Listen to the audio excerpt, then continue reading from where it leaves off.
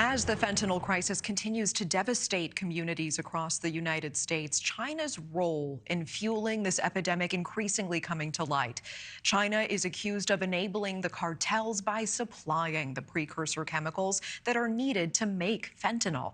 Federal investigators in this country adding China is, quote, not only an active participant in the drug trade, they are directly incentivizing it.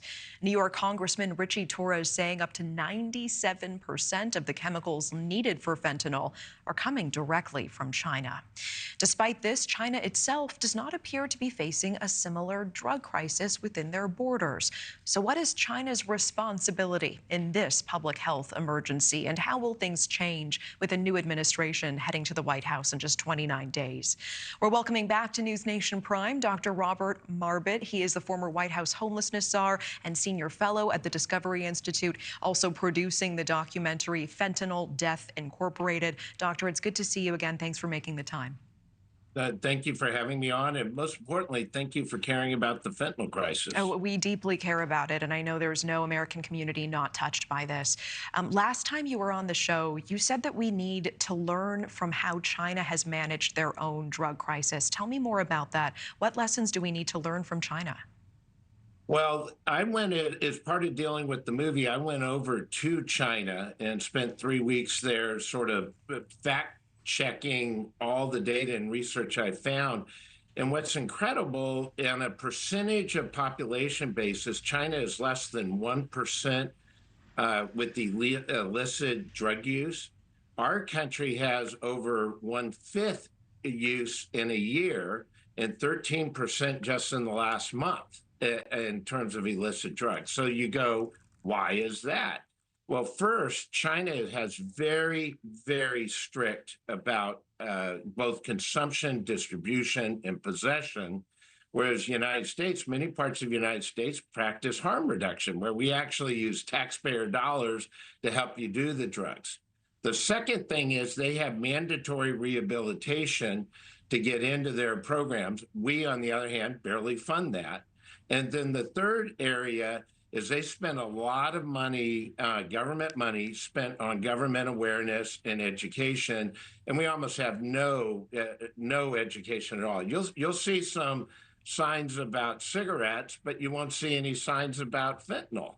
And those three things are the big differences between what China's doing and what we're not doing. Thank you for outlining that. I want to pick up on that first point you made and get your opinion on a policy that Trump has been considering, which is quick trials for drug dealers. The president-elect saying that he has no problem if the U.S. captured, tried, and even executed drug dealers within a short period of time.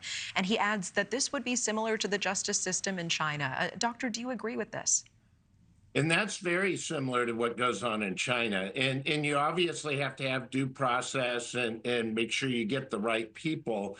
But the most important thing we need to have is very strict and certain punishment for wholesale drug dealers and major retail drug dealers.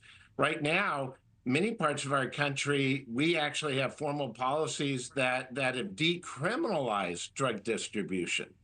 And I'm actually sort of positive in one way.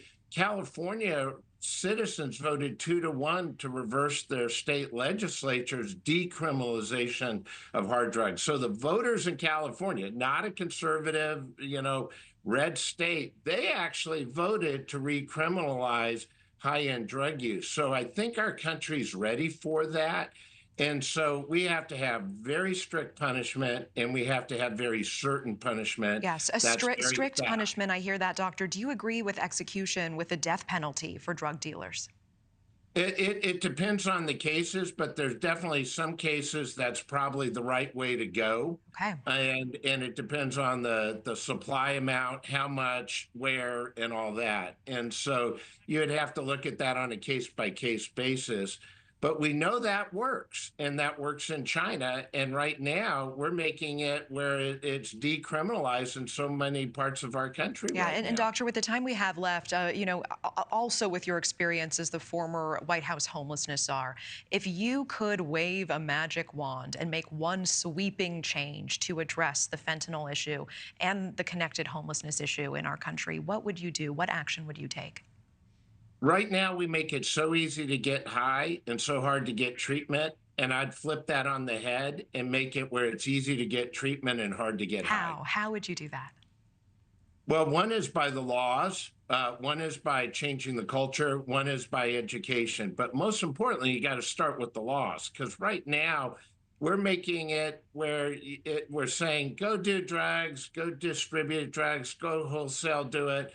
And if anything, you get a slap on the wrist and you get no criminalization, no enforcement of the laws when the laws do exist. And in many parts of the country, we don't even have laws against massive wholesaling of high-end drugs. Dr. Robert Marbut, appreciate your time as always. Thank you so much. Happy holidays. Thanks for watching. Go to joinnn.com to find News Nation on your screen. And don't forget to click the red subscribe button below to get more of News Nation's fact-driven, unbiased coverage.